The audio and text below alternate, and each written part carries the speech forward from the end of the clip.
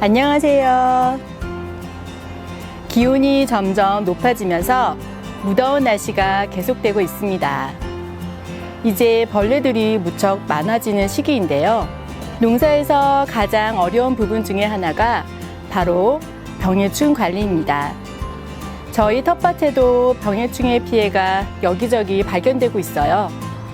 오늘은 꼭 알아야 할 병해충의 증상과 친환경 방제법에 대해서 알아보겠습니다. 병충해는 크게 병해와 충해로 나누어 생각할 수 있어요.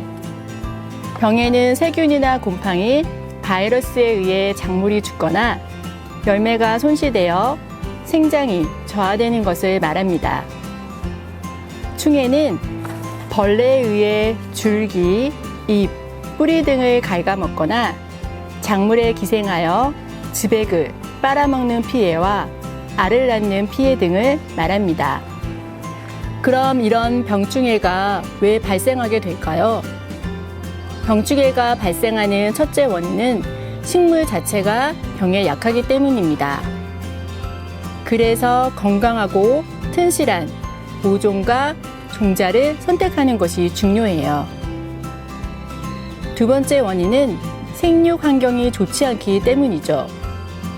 물이 부족하거나 물 빠짐이 좋지 않은 토양, 너무 건조하거나 환기가 잘 되지 않는 경우 병해충의 피해가 발생하게 됩니다. 그래서 외부 환경을 좋게 만들어주면 작물이 건강하게 잘 자랄 수 있어요. 세 번째 원인은 병원체에 의한 발생입니다. 병원체가 오지 못하도록 물리적 차단을 하는 경우도 있지만 발생량이 적은 초기에 빨리 대처하는 게 중요합니다. 이제 병해충의 종류와 특성에 대해 자세히 알아보겠습니다. 식물의 병 중에 가장 많이 발생하는 것이 곰팡이에 의한 병인데요. 주로 통풍이 안 되고 습도가 높은 환경에서 잘 번식해요. 곰팡이에 의한 대표적 병해로는 흰 가루병과 탄저병이 있습니다. 흰 가루병은 식물체 표면에 가루가 생기는 병으로 보통 6월부터 9월에 발병해요. 습도가 높고 통풍이 안 되는 곳에서 많이 발생합니다. 흰가루병을 예방하기 위해서는 밀식하지 않고 통풍이 잘 될 수 있도록 해주세요. 그리고 병든 잎은 빨리 제거해 주는 게 중요합니다. 곰팡이에 의한 또 다른 병해로 탄저병이 있습니다. 잎, 줄기, 열매 등에 작은 반점이 생기고 점차 검은색으로 동심원처럼 확대되어 말라 죽거나 떨어져 나가는 병이에요. 탄저병은 병든 식물체와 농자재를 통해 전염되고 22도씨에서 28도씨까지 고온 다습한 환경에서 발병하게 됩니다. 이 탄저병을 예방하기 위해서는 병든 포기를 제거해 주시고 사용한 농자재는 꼭 소독해서 관리해 주세요. 그럼 세균에 의한 병해도 알아보겠습니다. 세균에 의한 병해는 식물체가 물러썩거나 짓물러 있어 병든 부위에서 고약한 냄새가 나고 고름과 같은 세균 점액질이 유출되어 있어요. 가장 대표적으로 무름병이 있습니다. 이 무름병은 병든 식물체 잔재, 전염된 토양, 상처를 통해 곤충으로부터 전염되기도 해요. 무름병을 예방하기 위해서는 배수와 통풍이 잘 될 수 있도록 해주고 연작을 피하고 식물체에 상처가 생기지 않도록 관리해 주는 게 중요합니다. 바이러스에 의한 병해가 발생하기도 하는데요. 이 바이러스에 의한 병해는 어린 잎이 뒤틀리거나 꽃과 잎에 얼룩무늬, 반점 등이 생깁니다. 바이러스에 감염되면 감염된 식물체를 제거해서 소각하고 농자재, 농기구를 소독하여 매개곤충 등을 방제하는 게 무엇보다 중요해요. 저희 옥상 텃밭도 망종 이후 급격하게 작물이 성장하면서 벌레들의 피해가 보이기 시작했어요. 그럼 벌레에 의한 충해는 어떤 원인으로 발생하고 그 특징은 무엇인지 알아보겠습니다. 벌레도 병에 의한 피해처럼 가능한 빨리 발견해서 피해가 번지지 않도록 막아야 해요.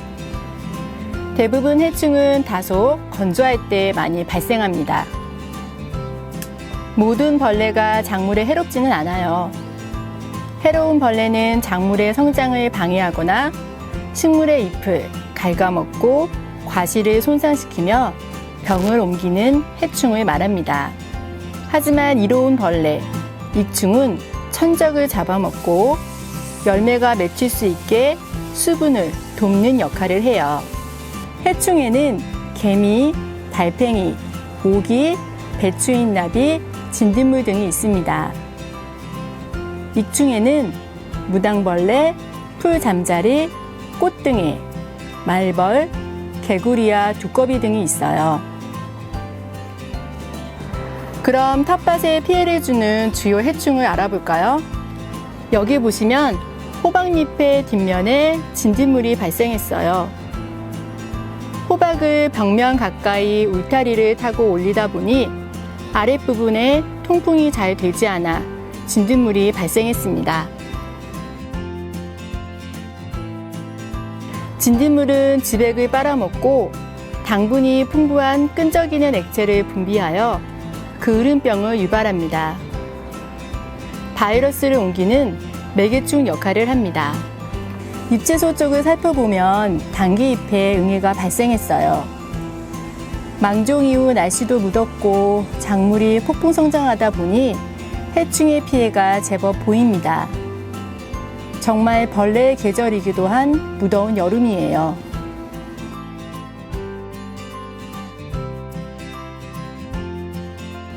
응애는 주로 잎과 꽃봉오리에서 황색 또는 흰색의 반점이 생깁니다.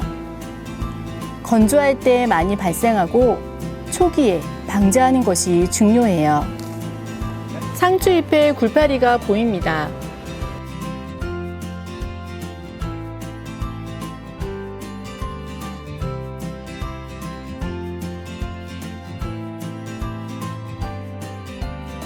굴파리 유충이 잎에 흰줄 모양의 굴을 파고 돌아다니며 잎에 해를 입히는 해충을 말해요.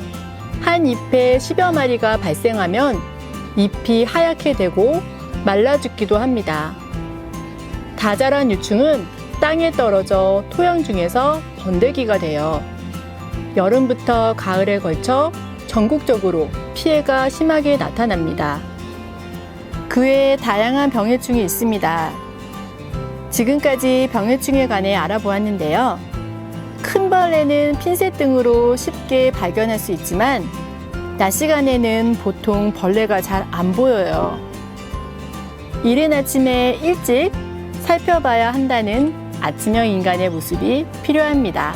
사실 익충과 해충을 구분짓는 기준이 인간의 작물 재배의 관점이라 살충제를 써서 모두 박멸할 거야 라는 생각보다 인체에도 이로운 자연 친화적 방법을 사용하면 어떨까요? 친환경적으로 병충해를 방지하는 법이 있는데요.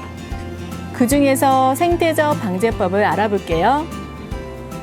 2가지 이상의 작물을 함께 심는 섞어짓기가 있고 주 작물을 중심으로 보조 작물을 심는 사이짓기가 있습니다.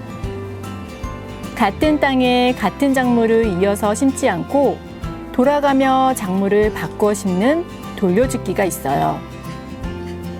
벌레들이 기피하는 식물을 작물 옆에 심는 생태적 방제법 등이 있습니다. 그럼 도시 텃밭에서 천연 재료를 이용한 병해충 방제법을 알아보겠습니다. 여러 가지 방법들이 있지만 간편하게 할 수 있는 난황류와 베이킹소다, 물비누를 활용한 방제법을 알아볼게요. 난황류는 지난 시간에 만들어 보았죠. 물 2리터에 마요네즈 8에서 16g 정도를 잘 섞어 뿌려줍니다. 예방 목적으로는 7에서 14일 간격으로 3회 살포해 주시고, 치료 목적으로 사용할 경우 5에서 7회 간격으로 3회 살포해 주시면 돼요. 베이킹소다를 활용할 수 있는데요. 베이킹소다 5g을 물 1리터에 타서 매주 뿌려주시면 됩니다. 흰가루병 등 곰팡이병을 방지하는 데 효과적이에요. 물 비누를 활용하여 병해충을 방지할 수도 있는데요. 난황류와 비슷한 효과가 있어요. 비눗물을 해충이 맞게 되면 세포막이 녹아 죽게 되는 원리지요. 너무 고농도로 뿌리면 오히려 작물에 해가 되니 적정량을 사용해 주시는 게 중요합니다. 그럼 저희는 오늘 옥상 텃밭에 난황류 방제법을 사용해 보겠습니다.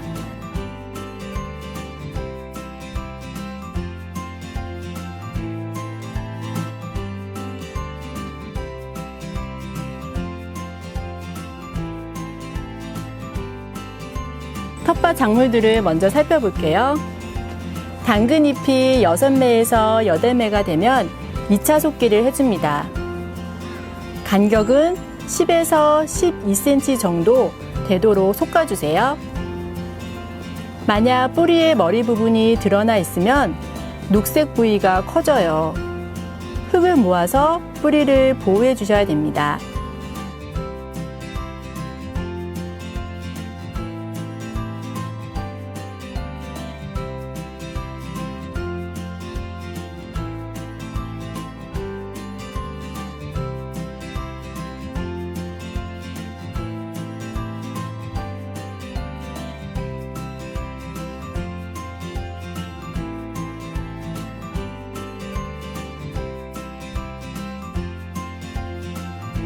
그럼 감자를 살펴볼까요? 저희는 일정 때문에 부득이하게 감자를 조금 늦게 이파에 심었어요. 궂은 날씨가 계속되었지만 그래도 다행히 건강하게 잘 자라고 있습니다. 감자는 심고 나서 20일에서 30일이 지나면 감자싹이 8에서 10cm 정도 자라 있어요. 이때 1차 북주기를 해주시면 됩니다. 북주기란 감자알이 흙 밖으로 나오지 못하도록 주변 흙을 감자 줄기 주위에 덮어주는 것을 말해요. 첫 번째 북주기를 해주었다면 10일에서 15일쯤 지나 두 번째 북주기를 해주세요. 저희도 오늘 북주기를 해주겠습니다.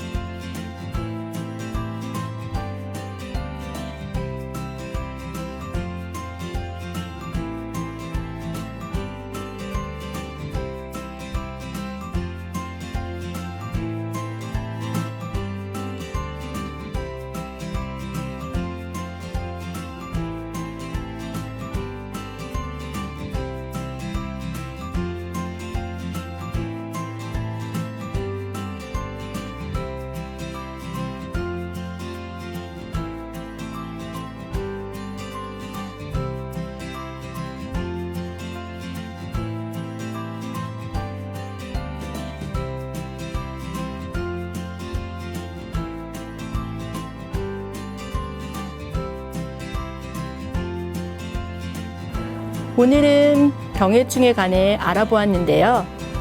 병해충에 대해 정확한 정보를 알고 싶다면 국가농작물 병해충 관리 시스템인 NCPMS 사이트를 이용해 보세요. 병충해의 발생 환경, 증상 설명, 방제 방법까지 자세하게 설명되어 있습니다. 감사합니다.